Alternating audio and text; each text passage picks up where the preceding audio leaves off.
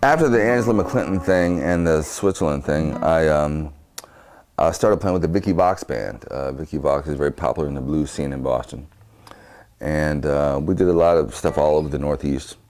And we got lucky enough to go down to Memphis and Nashville and do some gigs down there. We played the Beale Street Festival in Memphis, the Crossroads Festival in Memphis. And that was when I first got to see go to Graceland, check that out, and go to the hotel that is now a museum where Martin Luther King was shot. And yeah, we did some cool things, and it was a cool experience to do the Vicky Vox thing and be able to, just kind of see more of America. When I left Vicky Vox's band, it was at a point where I felt like, okay, I'm kind of done with playing in other people's bands, kind of backing up other singers. I felt like I reached a point where I had something in me that I needed to get out, and it wasn't going to get out unless I did it with my own band. And I loved all the other people I played with, but it was like, it just wasn't going to happen unless I was going to do it on my own. So I just made the transition and left that band. That was very difficult. But there just comes a time where you got to like kind of step forward and say, hey, this is who I am, this is what I have to do. And that's when I recorded that record down in Nashville.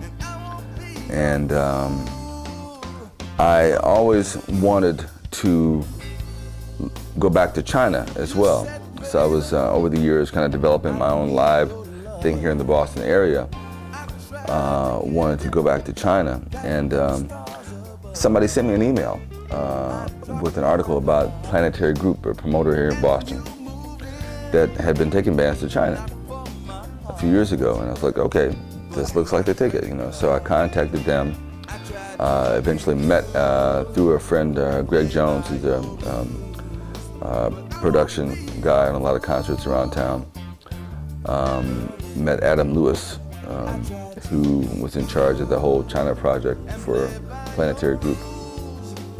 And one thing led to another. I think it was right at the time SARS was going on in China. And they wanted to kind of wait till the SARS thing blew over before they made the next step.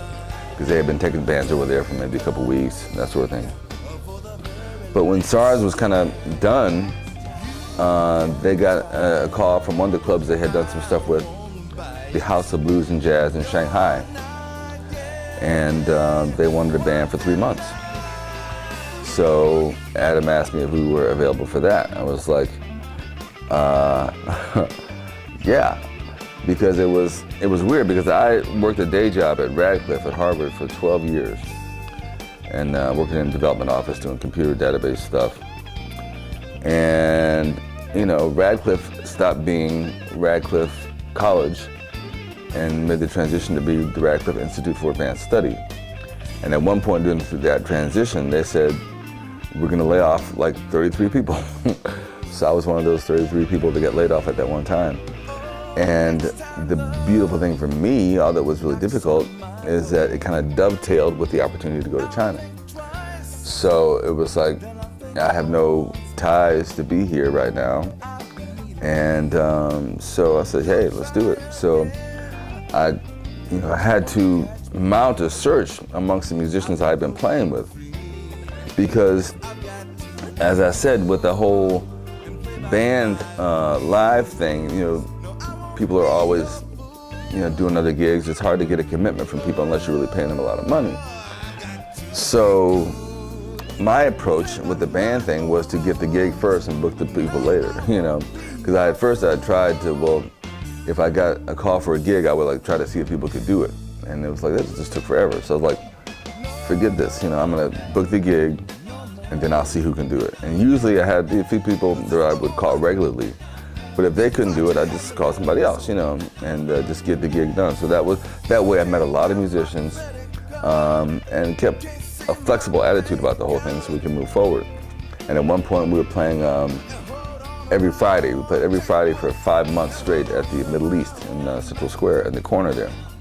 And not all the time did I have the same band. It was very often I had different musicians. So anyway, so one of the guys that was one of my regular drummers was Akira Nakamura, a Japanese guy I knew from Berkeley. and he was available to go. And then our next thing was to find a bass player, because my most regular bass player, Doug Rich, who I knew from Cleveland, who had moved up here to go to Berkeley about a year after I did, was very tied up with the family stuff and that sort of thing, and his day job. So we were lucky enough to find Jordan Scannella, who's also from Ohio. He's actually from Cincinnati, Ohio, but he had gone to Berkeley as well. So all three of us Berkeley alums. And so you have it's kind of the whole international component too, because like we got Japan, we got the white guy from Cincinnati, and me, the black guy from Cleveland. So the whole international, interracial, vibe, and which is cool, which is something I enjoy. The whole intercultural exchange thing is something I'm really into, and so we got the gig, and they were able to go. So we went to Shanghai in January of 2004.